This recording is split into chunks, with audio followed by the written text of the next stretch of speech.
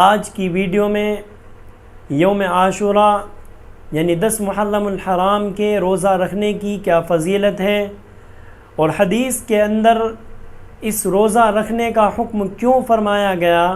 اور اس کی فضیلت کیوں بتلائی گئی، اس ویڈیو میں اسی کے متعلق جانیں گے۔ آپ سے گزارش ہے کہ ویڈیو کو آخر تک ضرور دیکھیں، اور اگر ویڈیو پسند آئے تو صدقہ جاریہ کے طور پر اپنے دوست اور احباب کے ساتھ ضرور شیئر کریں۔ بسم اللہ الرحمن الرحیم۔ قال النبی صلی اللہ علیہ وسلم: افضل الصیام بعد شہر رمضان شہر اللہ المحرم، او کما قال صلی اللہ علیہ وسلم۔ 10 محرم الحرام کا دن اللہ رب العزت کے یہاں بڑی فضیلت اور برکتوں والا دن ہے۔ یہ دن اللہ رب العزت نے بڑا متبرک اور بڑا ہی عظمت والا دن بنایا ہے۔ اس دن کے اندر اللہ رب العزت نے بے شمار واقعات اسی دن کے اندر رکھے تاکہ اس دن کی فضیلت لوگوں کو معلوم ہو، اور اس دن کی برکتیں اور رحمتوں سے لوگ فائدہ اٹھا سکیں اور اس کے ذریعے سے لوگ اپنی مغفرت کرا سکیں۔ اللہ رب العزت نے 10 محرم الحرام کے دن کو شروع زمانے سے ہی بڑا متبرک بنایا ہے۔ جب مسلمانوں کے اوپر رمضان المبارک کے روزے فرض نہیں ہوئے تھے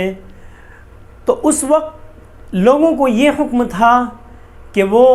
عاشوراء کا یعنی 10 محرم الحرام کا روزہ رکھیں، چنانچہ لوگ اس دن کا روزہ رکھتے تھے۔ لیکن آپ علیہ السلام جب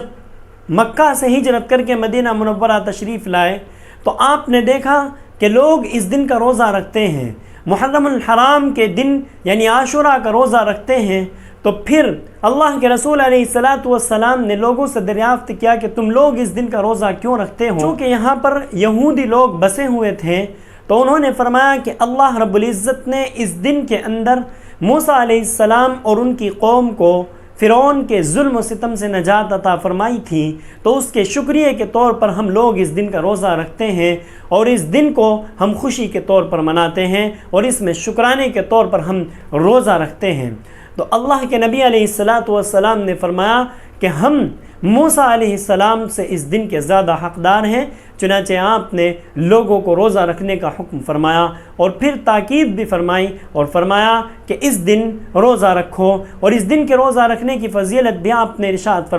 فرمایا کہ جو اس ایک دن کا روزہ رکھے گا اللہ تعالیٰ اس کے پچھلے گناہ معاف فرما دے گا۔ اسی طرح اللہ رب العزت کے یہاں جو رمضان المبارک کے مہینے کے بعد اور رمضان المبارک کے روزے کے بعد جو سب سے زیادہ فضیلت والا مہینہ اور جو سب سے زیادہ عظمتوں والا مہینہ ہے وہ محرم الحرام کا مہینہ ہے، اس لیے اس دن کا روزہ رکھنا چاہیے اور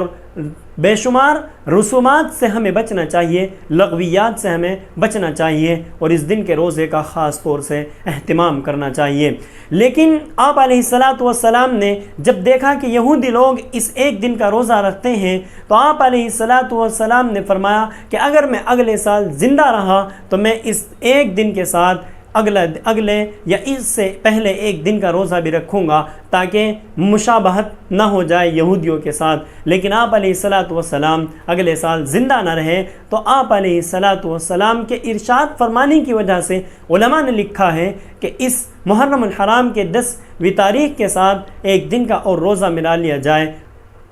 اب میں آپ کو یہ بھی بتا دوں کہ 10 محرم الحرام کے دن سوگ منایا جاتا ہے، اور اس میں بہت ساری رسومات ہمارے اندر پیدا ہو گئی ہیں اور طرح طرح کی چیزیں ہمارے اندر پیدا ہوتی جا رہی ہیں۔ تو اللہ کے رسول علیہ السلام نے اور صحابہ کرام میں سے کسی صحابی نے یا ان کے بعد کسی تابعی نے اس دن کے اندر سوگ منانے کا حکم نہیں فرمایا۔ اچھا، ہم مانتے ہیں کہ اگر اس دن کے اندر حضرت حسین رضی اللہ تعالیٰ عنہ کی دردناک طور پر ان کی شہادت ہوئی اور ظالمانہ طور پر ان کو شہید کر دیا گیا، لیکن ان سے پہلے بھی تو ان کے باپ حضرت علی رضی اللہ تعالیٰ عنہ رمضان المبارک کے مہینے کے اندر ان کو قتل کیا گیا، ان کو شہید کیا گیا، لیکن اس دن کا کوئی سوگ نہیں مناتا، اس دن کے اندر کوئی بھی ایسی فضولیات اور رسومات نہیں چلتی۔ اسی طرح حضرت عثمان رضی اللہ تعالیٰ عنہ کو 18 ذی الحجہ کے اندر ان کو شہید کیا گیا، اس پر بھی کوئی سوگ نہیں مناتا ہے۔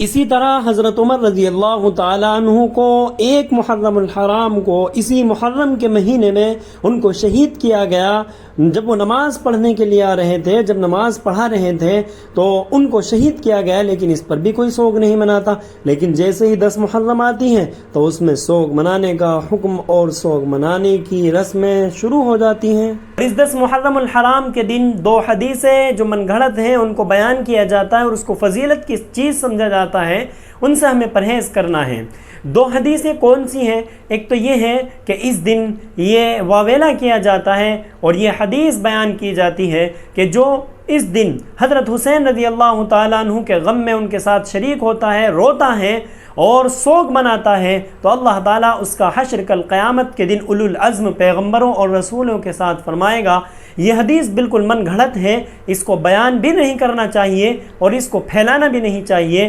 یہ آپ علیہ الصلاۃ والسلام نے نہ ہی ارشاد فرمایا اور نہ ہی آپ کا یہ قول ہے۔ اسی طرح ایک حدیث یہ بھی بیان کی جاتی ہے کہ جو محرم الحرام کے شروع کے 9 دن روزہ رکھتا ہے تو اللہ تعالیٰ اس کے لیے میلوں میل لمبا اور چوڑا ایک محل بنا دیتے ہیں۔ تو یہ بھی ایک من گھڑت حدیث ہے۔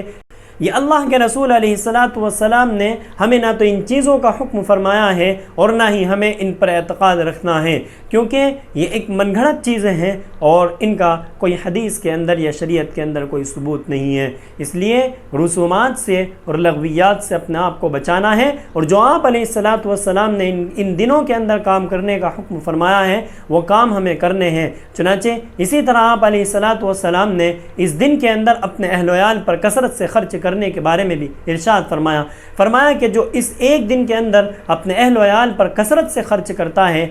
تو اللہ تعالیٰ اس کو